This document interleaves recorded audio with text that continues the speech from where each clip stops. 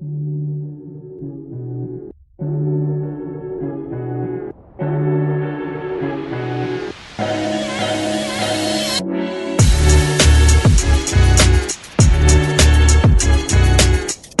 tudo bem?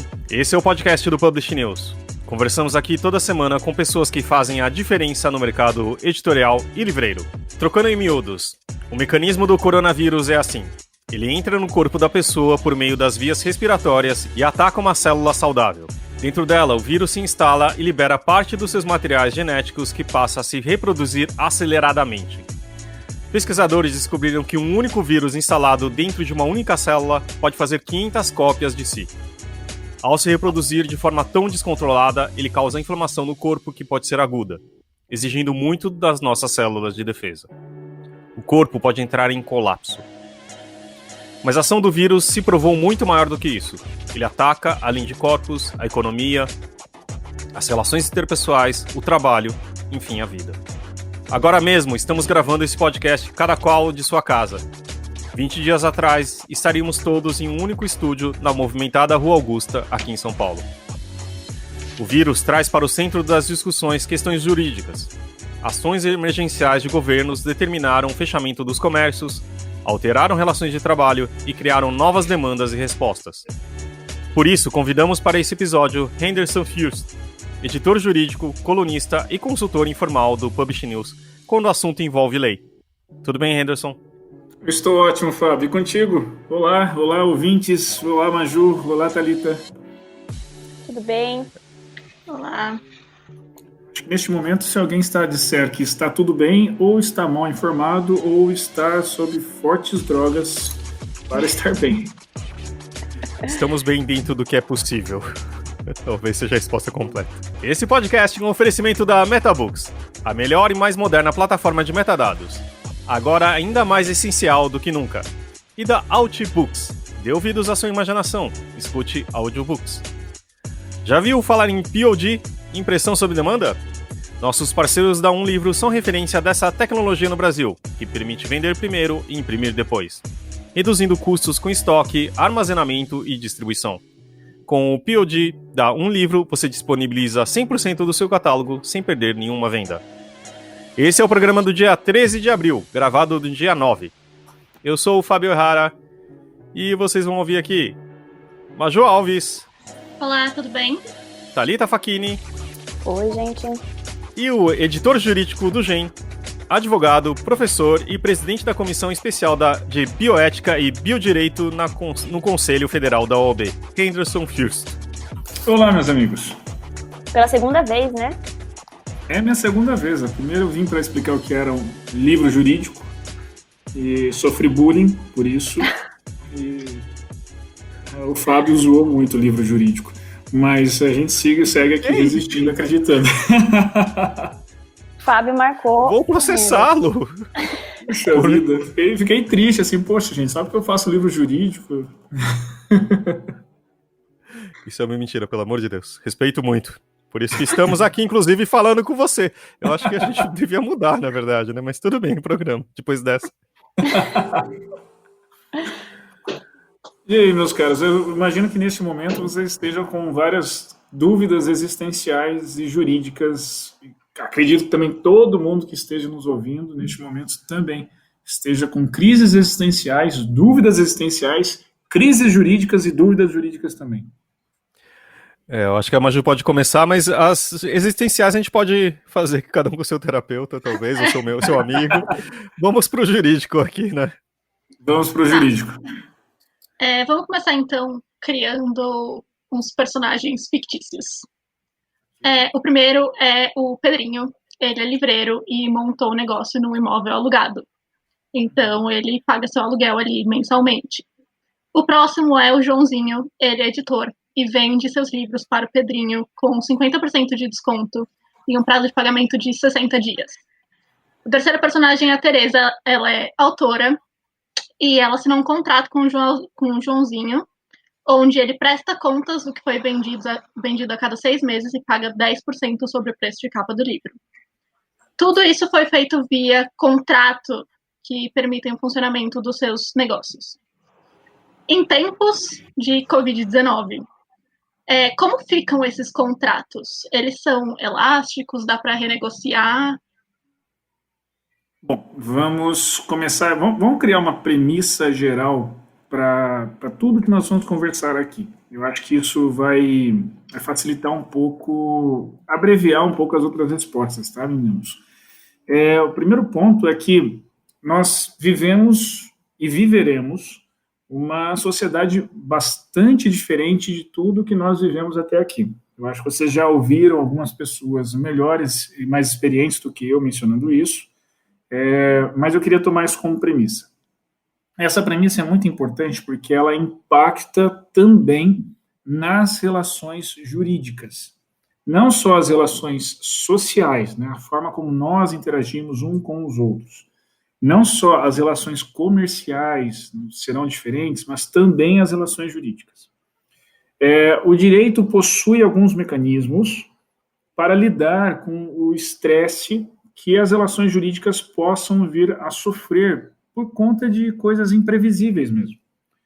E neste momento nós estamos utilizando todas elas. Nunca utilizou-se tanto assim, a ponto inclusive do governo editar várias medidas provisórias, uma atrás da outra. Então é muito importante, inclusive, que quem esteja nos ouvindo esteja ciente disso. Nós gravamos, nós estamos reunidos aqui no dia 9/4. Você está ouvindo isso provavelmente no dia 13. Entre 9 e 13, ou o dia que quer que você esteja ouvindo, provavelmente alguma coisa já alterou. Então esteja ciente disso. Eu estou falando com base no dia 9. Bom, não todas as relações jurídicas elas são potencialmente revisáveis por conta de todas as alterações que teve. Então vamos direto ao ponto aqui, agora considerando essa premissa, tá, gente? Deixa eu ver se eu decorei o nome de todos os nossos personagens aqui. Primeiro caso... o nome deles. Pode. O primeiro caso é o do Pedrinho, que é um livreiro e montou o negócio no imóvel alugado. O aluguel, ele é uma situação que a gente chama de obrigação diferida, ou seja, ela acontece o tempo todo, com alguma frequência, né? Todo mês acontece aquela obrigação de pagar o aluguel. Quando ele estabeleceu aquela relação, tem que observar quando foi que ele montou essa livraria. Se foi antes de tudo isso acontecer, Pedrinho tem o direito a pedir uma revisão do contrato dele. Tá? Por quê? A base econômica com a qual ele negociou, ou seja, pagar aquele valor de aluguel por mês, considerando aquele cenário econômico, esta base, ela não existe mais. Ela tanto não existe mais que, inclusive, ele precisou fechar o seu negócio, porque a livraria não se encontra, lamentavelmente, na lista de serviços indispensáveis. Então, ele pode funcionar fazendo entregas, fazendo vendas virtuais e tudo mais, mas funcionar aberto a público, que inclusive demandasse dele alugar aquele ponto, num lugar privilegiado, que passe pessoas em frente e tudo mais, isso não existe mais. Essa base com a qual ele negociou isso. Bom, então Pedrinho pode entrar com uma ação e ou renegociar o valor do aluguel, ou entrar com uma ação para rescindir o contrato e não pagar nenhuma multa, nem nada. Então ele pode ou rescindir o contrato de aluguel, desfazer-se do contrato de aluguel do ponto daquela livraria, ou entrar com uma ação pedindo para revisar o contrato e reduzir o valor do aluguel. É claro que é mais fácil que Pedrinho converse com o locador dele e negocie isso para amigavelmente diminuir o valor desse aluguel. É mais interessante, mais rápido e mais econômico para as duas partes. Então, eles renegociarem, daí você pode negociar, tanto abatendo o valor, quanto suspendendo o pagamento por um prazo, por exemplo, enquanto estiver fechado. Só um parênteses. Existe uma medida provisória também que suspende os despejos agora, não é isso? Faz sentido também, nesse caso, Sim, ou não? Está sendo feito um acordo para que não tenha despejos de pagamento relativos a aluguel de família. Então, por enquanto, para famílias, né? Então, imóveis de habitação, está suspenso toda forma de despejo. Em imóveis comerciais, isso é possível que o juiz entenda que é válido também, e não realize isso, mas isso ainda está inseguro, tá? Não dá para depender da interpretação para afirmar com certeza isso. Bom, aí nós temos a outra situação, que é a do Joãozinho, que é o editor, que vende livros para o Pedrinho e dá um prazo para o Pedrinho pagar. No caso aqui, é uma obrigação diferente. É uma compra e venda, não é um aluguel, ou seja, não é uma prestação contínua. Se o Pedrinho comprou de Joãozinho, ele precisará pagar. O Joãozinho tem como exigir de Pedrinho que ele pague as obrigações assumidas ali. É claro que é possível também, como eu mencionei, na situação que nós estamos vivenciando, que Pedrinho e Joãozinho negociem um outro prazo, uma outra condição. Mas a compra e venda foi realizada. Então, uma parte realizou a sua obrigação, que é entregar, entregou os seus livros, e a outra parte, ela assumiu a obrigação de pagar. Se ela não paga, ou ela vai ser executada por esse valor, ou ela tem que devolver esses livros, enfim, alguma coisa nesse sentido, com perdas e danos e tudo mais, porque a natureza desse vínculo é diferente, né? Não é como um aluguel que é constante. É claro que dá para renegociar o contrato de compra e venda? Sim. Digamos que nesse intervalo de 60 dias para ser realizado o pagamento, deu esse problema todo do coronavírus, que imagino que é o caso do exemplo. Então, dá para as partes renegociarem esse contrato de compra e venda. De que jeito? Aumenta o prazo para pagamento, parcela o pagamento, aumenta o desconto, ou então desfaz o negócio e devolve seus livros. Então, são possibilidades de renegociação, e se não tiver uma renegociação amigável, aí dá para, sim, executar judicialmente. O contrato de compra e venda, ele, por si só, constitui um título executivo, extrajudicial. Então, só com um contrato e o não pagamento dele, dá para entrar na justiça pedindo a cobrança. E aí nós temos o caso que é a terceira hipótese, que é aqui o caso da Tereza, que é uma autora e assinou um contrato com o Joãozinho para poder prestar contas de que foi vendida a cada 6 meses, pagar 10% sobre o preço de capa. Bom, nós temos algumas hipóteses aqui. A primeira delas ela assinou o contrato e Joãozinho iria publicar, comprometia-se a publicar ato contínuo. Assinou o contrato, já ia tocar pau e publicar em um mês. Vem a pandemia. Então, só o ato de se comprometer a publicar já é renegociável. Olha, Tereza, não é um bom momento publicarmos agora. Então, vamos renegociar isso, ou, inclusive, não dá para eu publicar o seu livro, porque eu estarei sem caixa para publicar agora. Então, dá para ou resolver o contrato dissolvendo ele, ou renegociar ele, se vamos publicar em um momento posterior, ou vamos manter a publicação agora. Tá? Isso é renegociável. Bom, publicou-se. Se o contrato fala em vendas efetivamente realizadas, então aquilo que o Joãozinho vendeu para o Pedrinho, o outro livreiro, ele terá que pagar para a Tereza. Joãozinho não recebeu. Veja, no contrato dele tem que observar o que consta, se está em venda efetivamente realizada ou venda feita. Venda feitas, vai ter que renegociar esse contrato, senão ele tem que pagar.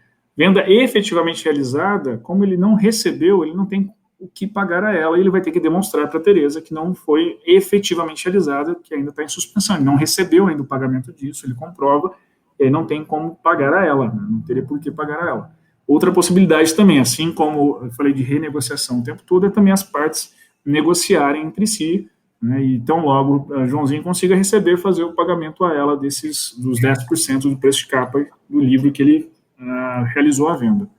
Ficou claro? Tranquilo? Sim. Nesse momento, tudo se torna uma cadeia, né? Então, observa que é um dominó. Então, uma peça, toda a cadeia ali em diante vai sofrer. A grande crise que nós vamos viver, econômica e jurídica, é por causa disso. Todos nós estamos ligados de algum jeito. Então, cada vez que afeta todos nós estaremos afetados também. E por diálogo, isso né?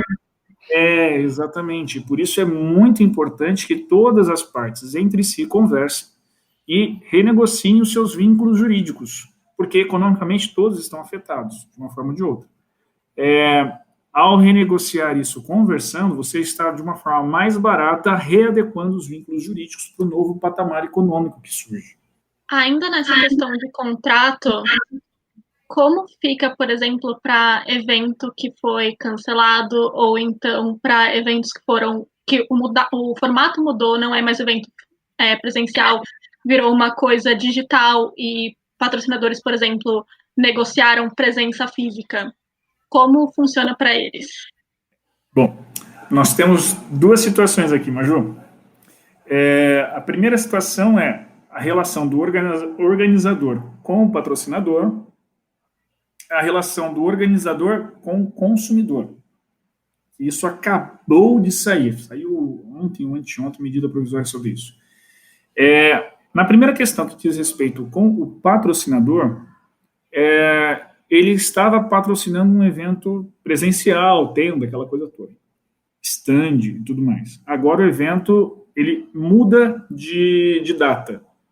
Esse contrato, ele pode ser rescindido ou renegociado com os mesmos patamares para a nova data, né, ou com os custos adicionais ou a menos, a depender do que essa mudança implica, né, sei lá, às vezes naquela data a situação do local onde é realizado é alta temporada, tudo fica mais caro, por exemplo. Mas tudo tem que se conversar. De imediato, não dá para simplesmente, o contrato está desfez. Não. Então tem que se conversar o que vai ser feito.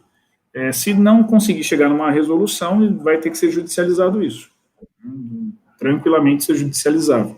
Agora, o evento acontecerá. Ele acontece de uma outra forma, mas ele acontece.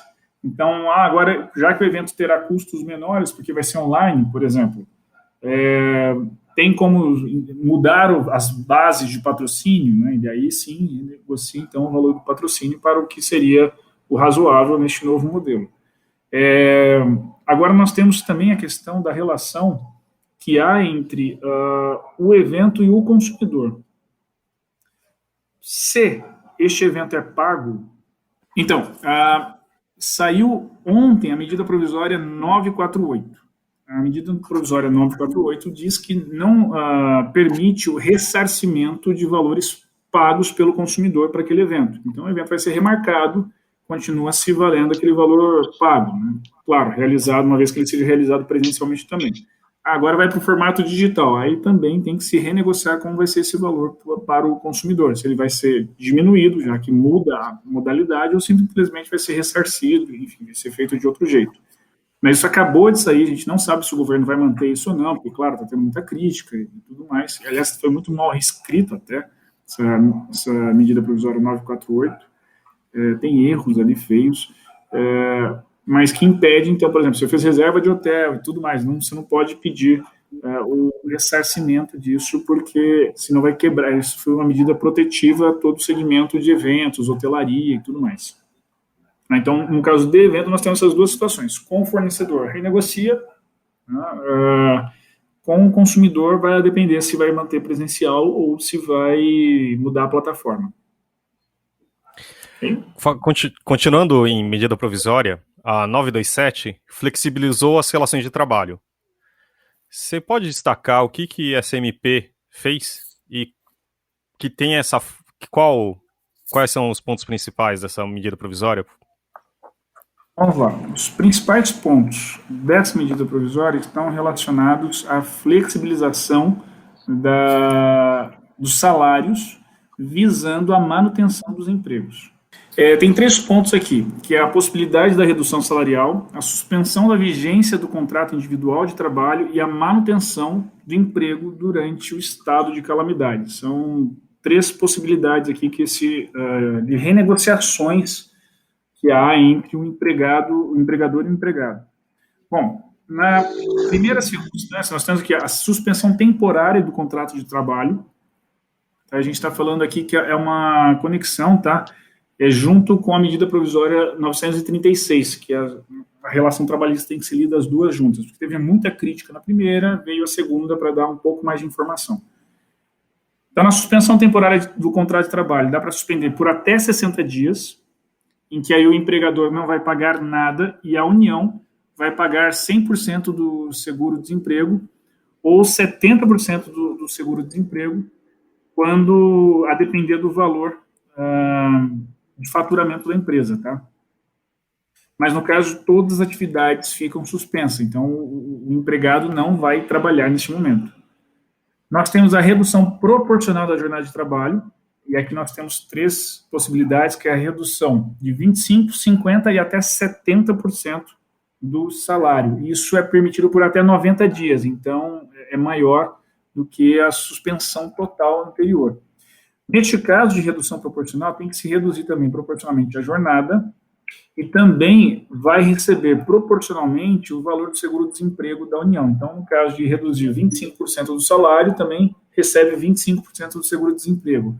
De 50% 50%, e a mesma coisa também de 70%, 70%. No caso de 70%, tem uma circunstância específica.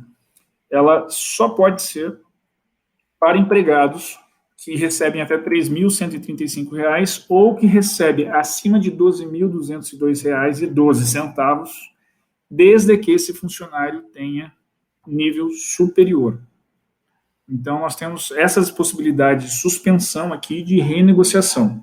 Meu conselho para os empregadores que estão me ouvindo neste momento se você perguntar para o seu contador, para o seu advogado trabalhista, todos eles vão expressar uma certa insegurança e um certo receio. Por quê? O governo lançou, voltou atrás, lançou outra, e já não se sabe se o judiciário vai acatar ou não, vai declarar inconstitucional ou não. Tem uma série de jogos envolvidos neste momento que ainda não permita dar uma segurança total no que vai ser feito. Por exemplo, em nenhum momento a medida provisória falou de envolvimento dos sindicatos nessas negociações. Então, está se discutindo se é obrigatório o sindicato participar da negociação ou se não é. Há quem diga que sim, há quem diga que não, mas por via das dúvidas, aos empregadores interessados nisso, é bom que envolva o sindicato para que futuramente, se algum tribunal vier e disser que, olha, é ilegal essa negociação porque não teve envolvimento do sindicato, não venha a retroagir tudo aquilo que você já tinha feito, todo esse período que tinha sido negociado já e suspenso o contrato. Então, seja mais protetivo, seja um pouco mais conservador em relação às garantias jurídicas, chame o sindicato junto nessa negociação e use dessas medidas. É ruim, essas medidas são difíceis, doem em todos nós, mas a ideia aqui é tanto manter o vínculo de emprego, enquanto está essa situação de economia está estagnada, quanto também viabilizar a sobrevivência das empresas. Né? Então, aquela ideia que nós tínhamos do vínculo de emprego, que era algo irredutível, o salário era irredutível e intocável e tudo mais, hoje, para visar a manutenção do emprego, já se reconsidera isso por meio dessas medidas provisórias, que foram escritas rápidas demais e sem observar todos os detalhes, né? Sim. E no caso de prestadores de serviço, os famosos freelas ou PJinhas que a gente tem tanto no mercado também, tem algum tipo de proteção e como que se portam nesse momento? Os prestadores de serviço, né, os nossos amigos freela, eles não se enquadram nessa medida provisória aqui. Né? Então, o pagamento para eles deve ser mantido como um prestador de serviço.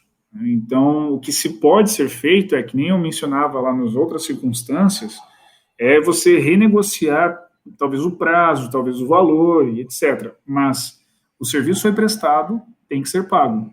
Se a editora não chama para um renegociamento, para renegociar isso, o freela pode executar o contrato que foi feito ali entre eles para prestar serviço. Tá? Ele tem uma proteção maior neste caso, porque ele presta serviço, ele não é um trabalhador. Tá bom.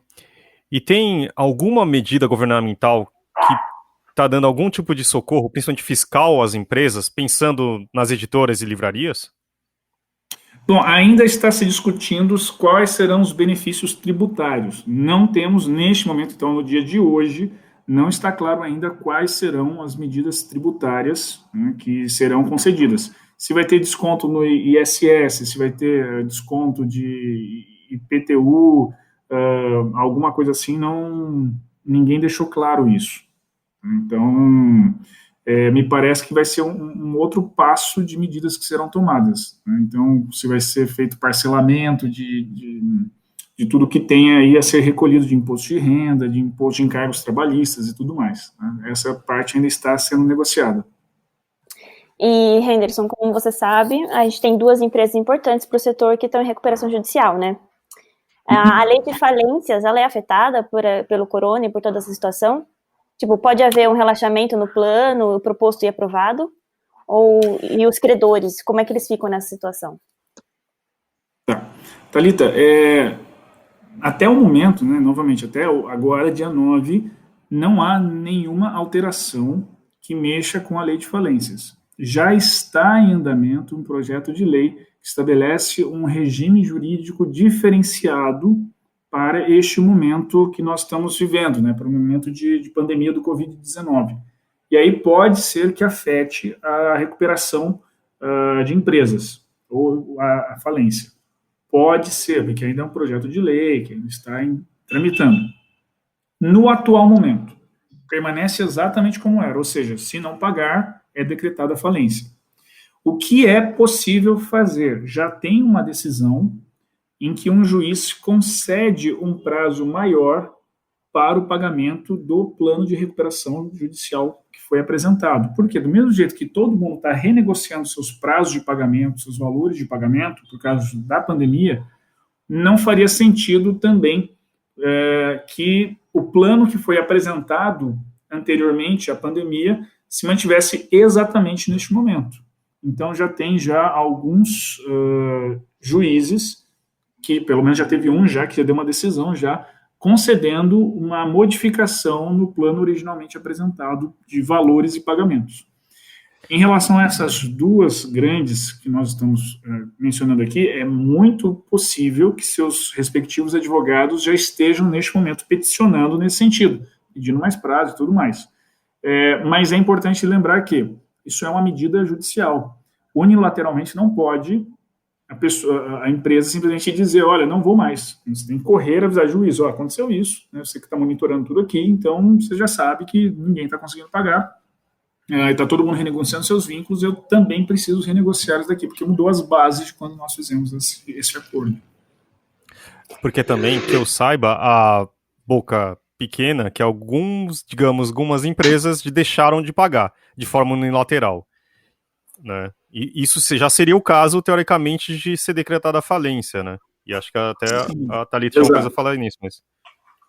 Exato. Se for seguir a lei exatamente como está, já era o caso de decretação da falência, por não cumprimento da obrigação assumida em recuperação judicial de empresa.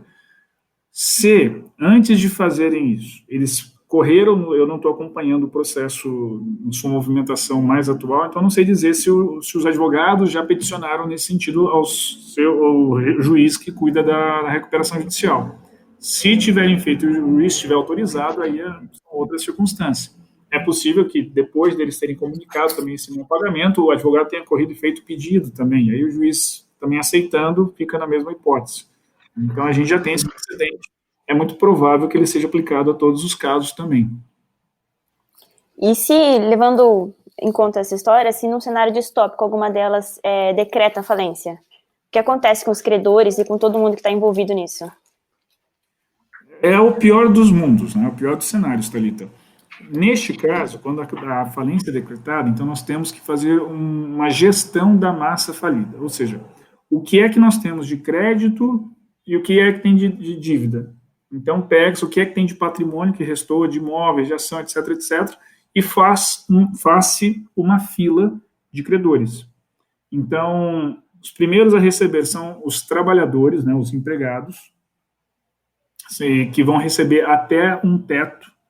Tudo que tiver acima desse teto, eles vão para o fim da fila para receber. Depois desse teto, vem todo o pagamento de tributação, porque você sabe que o Estado é Romeu, primeiro meu. Então, ele até permite o trabalhador receber até este teto, que é uma questão alimentar, né? Ele precisa, um empregado que precisa se manter. Depois disso, vem o pagamento de tributação, e aí depois todos os devedores, né, os credores, aliás, são colocados numa fila a depender da qualidade do seu crédito, né, do seu tipo de crédito. E aí eles vão recebendo conforme dá. É feita uma negociação de como é que vai ser pago proporcionalmente a cada qual. Então, é o pior dos cenários. Primeiro, porque se torna insustentável e força para todo mundo. Todo mundo vai ter que compartilhar do prejuízo dessa falência. Por isso, é o pior dos cenários. Talvez por isso mesmo é possível que ninguém peça a falência pelo não pagamento neste momento, que é justamente para preservar e o quanto máximo puder funcionar e ir saldando a dívida melhor para todo mundo. Porque, claro, todas as lojas seriam fechadas, é isso também, né? Sim, porque não vai ter mais funcionamento, não terá mais entrada de caixa. Então, pode fazer vendas com estoque, pode fazer uma série de detalhes para poder levantar dinheiro e pagar-se os credores nessa fila, mas você não conseguiria pagar todos, vai ter muita gente que vai ficar abrindo navios, vai ter muita gente que vai receber só uma parte, assim por diante. Espero que não aconteça, né? Ninguém quer essa história. Já está muito difícil já, né? Ter que lidar ainda com mais essa vai ficar bem complicado. Eu queria comentar também que eu sei que você faz parte, como a gente comentou antes, da parte de bioética da OAB, não é isso? Do Conselho Federal, correto? E também eu tenho acompanhado no seu Facebook, que tem sido muito interessante, da questão da...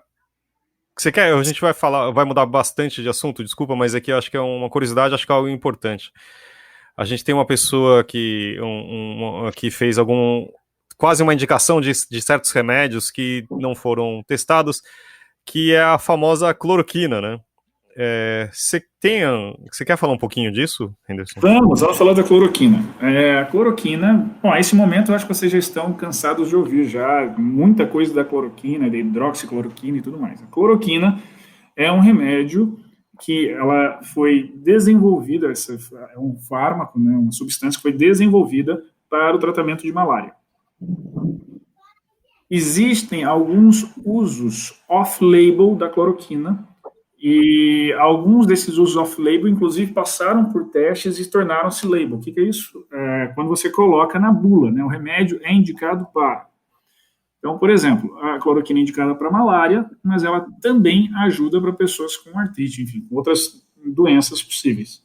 A hidroxicloroquina, ela tem a mesma base, ela é alterada para diminuir alguns efeitos colaterais e para renovar a patente da indústria farmacêutica. Funciona assim, né? Você desenvolve um fármaco, registra ele, você tem um período de exploração, tem um período de divulgação da patente, depois você perde a exclusividade dessa patente, e aí você faz alterações e consegue registrar uma outra droga análoga e explorar, e é uma droga melhor, normalmente é melhor, né? Aqui no Brasil, para registrar outra análoga, tem que ser melhor, senão não permite. Enfim, nós temos aí a cloroquina. Em laboratório, e é muito importante dizer que nem tudo o que acontece em laboratório, ele se replica na célula, e nem tudo que se replica na célula se replica no corpo. Embora, para nós leigos, pareça que sim, funcionou em laboratório, vai funcionar no corpo humano, não é uma relação direta, não é necessariamente correto isso. Né? Então, em laboratório, a cloroquina e a hidroxicloroquina, a azitromicina também, e algumas várias outras substâncias, inclusive uma que combate o piolho, reagiram ao coronavírus, ao SARS-CoV-2. Então, combatendo o vírus. Agora vem a seguinte coisa, faça os testes para ver se na célula funcionou. Ok, a cloroquina funcionou também na célula, agora tem que ver se no organismo funciona. Tudo isso segue uma série de protocolo de pesquisa. Mas a cloroquina já está liberada para uso. Sim, a cloroquina já está liberada para uso. Para o caso de malária e alguns casos uso off-label e algumas outras situações que já foi pesquisadas e comprovou-se que é benéfica. No caso do Covid-19, até este momento que nós estamos falando, do dia 9, no período da tarde, o que se sabe sobre a cloroquina? Que ela auxilia em todo um cenário de diagnóstico a amenizar os efeitos e a reduzir a morbilidade, né? Ou seja, reduzir o risco de morte do paciente. Então, aquele paciente que está em um quadro muito crônico, a hidroxicloroquina ou a cloroquina combinada com a azitromicina e uma série de outros remédios, ela reduz as chances desse paciente falecer e acelera o tratamento desse paciente. Isso já é sabido, já tem alguns estudos publicados pelo mundo que demonstram, portanto, algumas evidências. O que não se sabe, primeiro ponto, quais são os riscos desse uso no paciente com Covid-19, porque no momento a gente quer salvar. Agora, qual vai ser a consequência? Precisa ser descoberto ainda. Então, um pouco antes de começarmos a gravar o podcast, por exemplo, saiu um artigo num jornal, numa revista médica britânica, que é a The British Medical Journal, afirmando que o uso de cloroquina e hidroxicloroquina pode ser prematuro e potencialmente prejudicial para pacientes diagnosticados com Covid-19. Então, ainda há um certo debate. No Brasil, além de estar um protocolo de pesquisa muito sério, envolvendo vários hospitais e pesquisadores de instituições públicas e privadas, nós está desenvolvendo um protocolo de pesquisa com o uso precoce de cloroquina. O que é isso? Você começou a ter os sintomas, testou positivo, já começa a usar. Ou seja, não espera chegar no quadro crônico. Por quê? Fazendo isso, nós teríamos uma possibilidade de achatamento da curva muito melhor. Então, novamente, no atual estágio, nós temos indícios de que o uso da cloroquina auxilia ao combate do Covid-19, mas não está comprovado, quais são as consequências, se tem algum risco ou não, para o paciente diagnosticado com Covid-19 a usar a cloroquina. 2, se ela por si só cura, sozinha, ela é responsável pela cura ou não. Sabe-se que ela interagindo com várias outras substâncias, alguma delas, ou a composição delas, cura. 3, se o uso precoce da cloroquina ajuda a combater a cloroquina também com eficiência e segurança, de modo que achata a curva e não permite que o paciente evolua até o estágio crônico. E 4, não se sabe se tomá-la preventivamente também resolveria a prevenção do Covid-19. Então, tem essas várias perguntas em aberto. Todas elas... Tem que ser bem cauteloso, né? Antes de falar qualquer coisa sobre o assunto, né? Sim, porque esse protocolo de pesquisa que existe, Thalita, ele foi construído com muito sofrimento. Por exemplo, antes de você testar qualquer substância em seres humanos, não é o caso aqui, porque a cloroquina e a hidroxicloroquina já são fármacos liberados para uso, para outras situações. Mas, por exemplo, antes de fazer qualquer teste com seres humanos, tem a fase pré-clínica, ou pré-fase, que é uma fase que é testado em animais. Tem que ser testado em 2 mamíferos. Por quê? Antigamente o protocolo era em 1 mamífero. Só que nós tivemos a questão da talidomida, que era uma droga que era vendida como remédio para enjoos de grávidas, enjoos da gestação. E quando fizeram todos os testes, estava tudo ok, não tinha nenhum problema. Quando ela é vendida para o público geral, começa a nascer uma geração inteira de crianças com má formação. E aí ninguém conseguia encontrar qual que era a relação entre elas. E a única relação que havia entre elas, quando foram fechar o caso, era a talidomida. Quando foram fazer a pré-fase em um outro animal mamífero, aí os filhotes desse animal nasciam com má formação. Então, note que com muito sofrimento de muitas pessoas é que construiu-se esse protocolo. Daí, então, todo o receio de hoje, é claro, assim como todos que estão me ouvindo, eu quero muito, eu espero que essa seja a cura, porque já está aí, nós temos condição de produzir em escala, nós teríamos condição de proteger as pessoas que amamos, a nossa comunidade, fazer o Brasil voltar a andar novamente. Mas eu também tenho receio pelos riscos que uma aprovação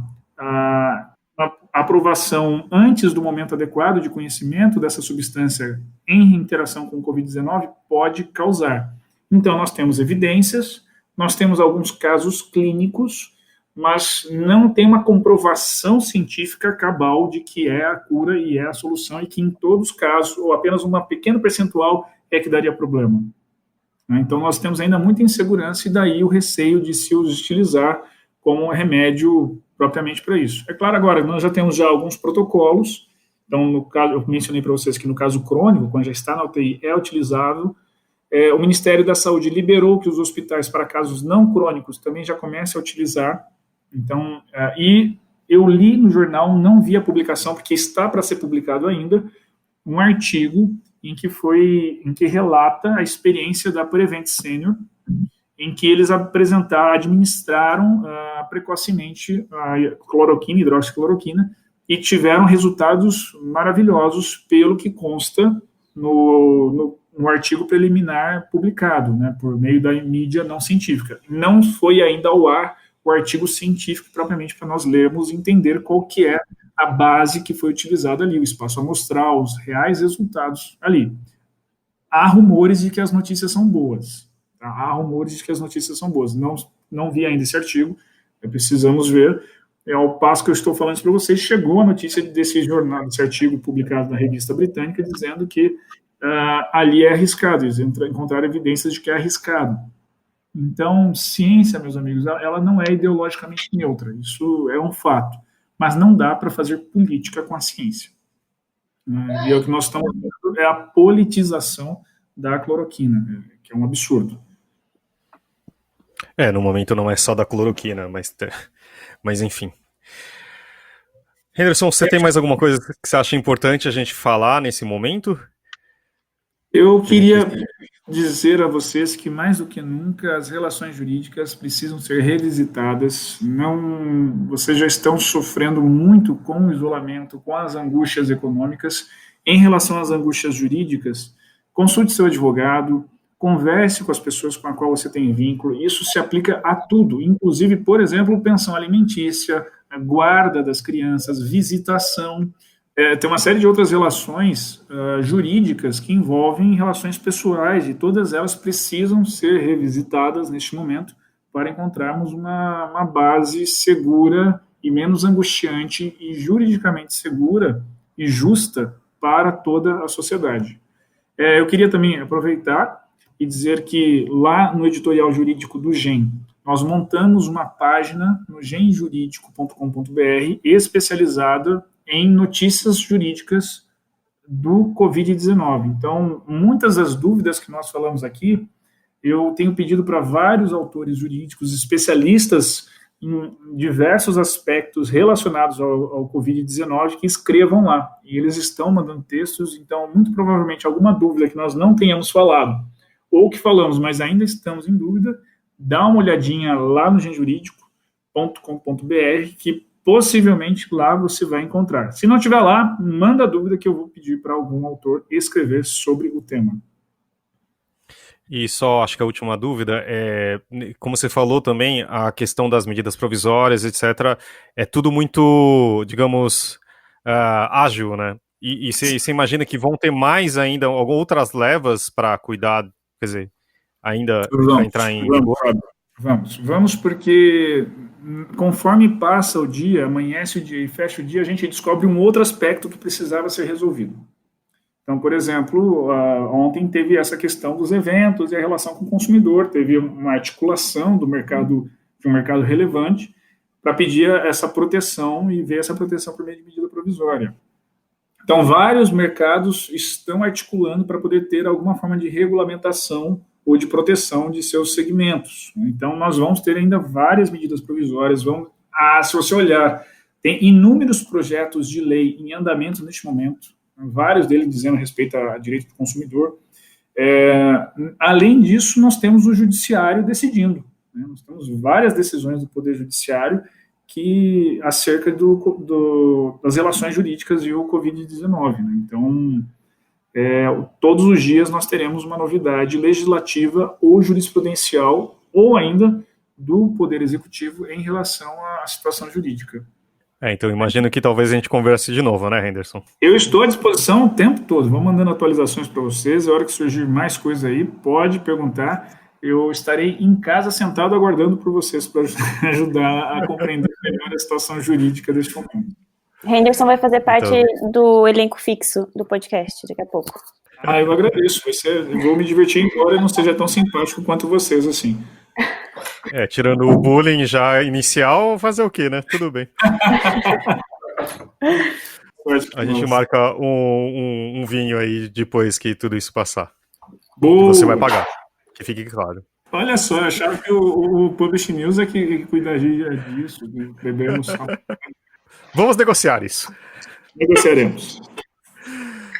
Isso aí, agora vamos para o momento Metabooks. E aqui estamos com Ricardo Costa. Tudo bem, Ricardo? Tudo bom, Fábio? E aí, pessoal? Vamos conversar de uma parte bem importante dos metadados, né? O que você vai falar pra gente hoje? Ô Fábio, hoje eu queria chamar a atenção dos livreiros e distribuidores. Talvez vocês tenham visto um artigo que saiu no Publish News essa semana sobre enriquecimento de metadados. Colocar mais informações e melhor colocar essas informações para o mercado usar. Mas tem o lado que o editor precisa disponibilizar as informações, mas agora tem o lado que as livrarias precisam se apropriar dessa informação. 3 assuntos que eu toquei rapidamente, que eu toquei no artigo e que ajudam muito a livraria a fazer suas vendas. O primeiro dele é referências entre produtos. Esse produto aqui, ele tem um similar, ele tem outros produtos do mesmo autor, eu tenho esse produto também em brochura e formato de bolso, por exemplo, tem esse livro também em e-book, em audiobook. Então, são muitos cruzamentos que podem ser feitos, tem mais esse livro da mesma categoria, e dentro da plataforma o editor coloca essa informação. O livreiro precisa se apropriar, e o livreiro recebe, ele precisa usar essa informação. Amostras, os editores têm colocado bastante amostra de livros, primeiro capítulo, 20 páginas, coisas assim. Poxa, livreiro, isso é uma coisa legal para o cara saber se se ele está procurando aquele livro que apareceu realmente no resultado da busca. Biografias de autores, colocar a informação do autor. E tem um detalhe, talvez alguns vão discordar de mim, mas a biografia ela pode, às vezes, estar ligada a um determinado livro. Um título específico, um assunto que o autor está tratando, o editor vai destacar algum ponto específico da vida daquele autor que tem relevância para aquele título específico. Quando o cara escreve sobre outra coisa, a biografia vai estar um pouco diferente. A gente tem todas essas coisas. Na Metabooks, as biografias são amarradas com os títulos. Então, a minha sugestão, minha motivação hoje é para que livreiros e distribuidores usem melhor toda a informação que você recebe. E não é para agora, só para período de quarentena, mas é para melhorar em definitivo o atendimento aos clientes, aos leitores. Essa é a minha dica de hoje, Fábio. Muito bom, porque no final é uma chance maior do seu leitor achar seu livro, né? Sempre ajuda. A frase que eu usei lá no artigo é colocar o livro na cara do consumidor. É isso aí. Ricardo, muito obrigado, cara. Se cuida aí e até a próxima. Valeu, Fábio. Obrigado. Um abraço para todo mundo aí. Fiquem bem. E agora vamos para as nossas indicações. Quem quer indicar alguma coisa nesse momento? Eu tava pensando em começar, mas eu já esqueci o que a gente tava conversando antes de começar o podcast. Eu não lembro mais. Bobs. Marca isso também, Thalita. Exatamente, minha cabeça tá bem ruim. Eu e a Maju, na verdade a Maju me mostrou uns bobs que... Maju, me ajuda a explicar o que são os bobs. Os bobs são vasos que tem formato de pessoinhas fazendo coisas. Exatamente, eles são ótimos para quem quer virar um tio das plantas na quarentena. Então, o Fábio coloca o link aí dos bobs na descrição e vocês podem comprar vários bobs para, enfim, deixar a sua casa mais bonita na quarentena. Isso vai ser e é bom, como eles têm formato de pessoas, é menos esquisito você conversar com eles, né, do que com outros vasos. Faz um quase sentido, nesse momento talvez faça sentido. E você, Maju, tem alguma coisa pra gente? Eu tenho 2 indicações. A primeira é terapia. Todo mundo tá precisando. Procure alguém, faça terapia. Se você acha que não está precisando, é o principal sinal de que está precisando. Exato. E a segunda indicação é um aplicativo de yoga que eu tô usando, chama Down Dog. Ele é um aplicativo muito bom e muito completo. Ele dá, toda aula que você vai fazer, ele dá uma prática nova, onde você monta o tempo, que tipo de prática você quer, por que você tá fazendo essa aula. Então ele monta e te entrega em vídeo. Ele tá completamente gratuito até maio. Então usem esse aplicativo. O aplicativo da Nike também tem esse negócio de fazer yoga e outros exercícios. Eu poderia fazer uma indicação melhor, mas como eu não explorei direito o aplicativo, já que não faço muito exercício, só procurem aí. O da Nike é bom também. Eu já usei ele. Ele é bom pra quem gosta de fazer exercício, tipo, funcional e coisa do gênero. Ele tem poucas aulas de yoga. Tipo, 4, 5, acho. E você, Henderson, tem alguma dica pra gente? Eu tenho duas indicações. A primeira indicação eu sei que tá todo mundo no perrengue, né?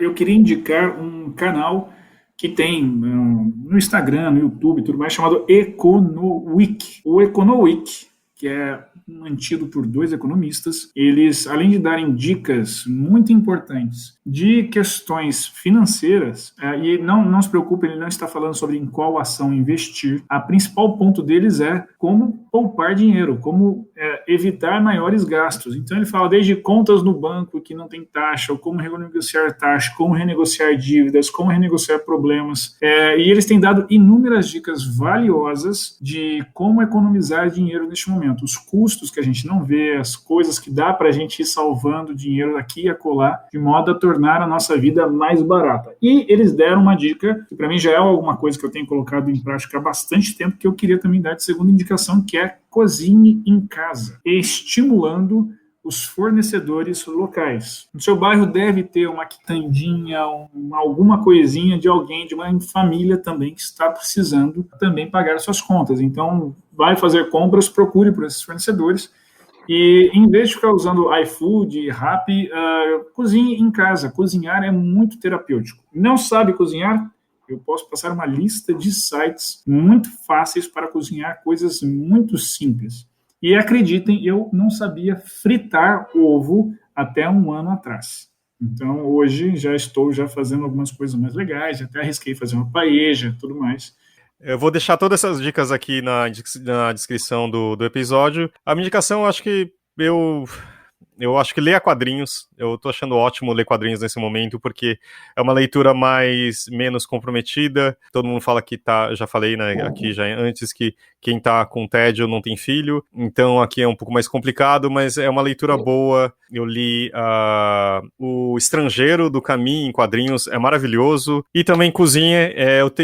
Segue o canal da Rita Lobo, é muito bom. Ela tá fazendo coisas super básicas, do tipo fazer um feijão, fazer uma coisa assim, e acho que é muito legal também. E acho que é isso. Temos um programa, então? Temos um programa. Henderson, muito obrigado. Eu vou deixar só aqui mais uma última indicação. Não sei se vocês sabem, a Outbooks está oferecendo gratuitamente 2 audiolivros do seu catálogo por semana, só para vocês ficarem claros. É grátis. Então você entra no site da semana até o dia 14, que a gente, quer dizer, vai entrar no ar, se você está ouvindo no dia 13, até o dia 14, Um Carinho na Alma, de Braulio Bessa, International Guy, Paris, de Andrew Carlin, e Cuide de Seus Pais Antes que Seja Tarde, de Fabrício Capinejá. E também tem vários audiolivros infantis, todos produzidos pela Outbooks, são gratuitos também. Então segue a Outbooks no Instagram, Outbooks, e também no site outbooks.com. Dê ouvidos à sua imaginação. Escute a Outbooks. Gente, obrigado, Thalita. Eu que agradeço. Obrigada, Henderson.